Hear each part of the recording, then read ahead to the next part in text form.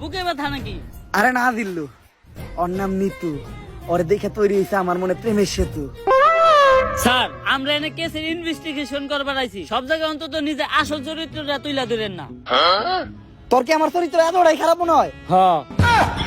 আচ্ছা আচ্ছা, আমি নিতুর লগে কোনো কথাই কমু না। কথা তো দূরের কথা, আমি ওর দিকে একবার তাকাবো না।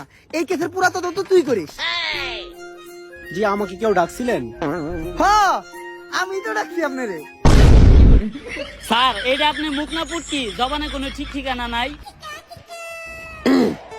আসলে আমরা আপনার কাছে একটা ব্যাপারে জিজ্ঞাসাবাদ করতে আসছিলাম। জি, কি জানতে চান বলেন? আসলে আমি জানতে চাই আপনার চোখ দুইটা এত সুন্দর কেন? স্যার, কি কইতাছেন আপনি এটা? আমরা এই জায়গায় একটা মার্ডার কেসের তদন্ত করতে আইছি। ও সরি, ভুলে গেছিলাম। আসলে আপনার চোখের গভীরতা এত যে ওই জায়গায় আমি পাই না ঠাই। আপনার চোখের দিকে তাকাইলেই সবকিছু ভুলা যাই।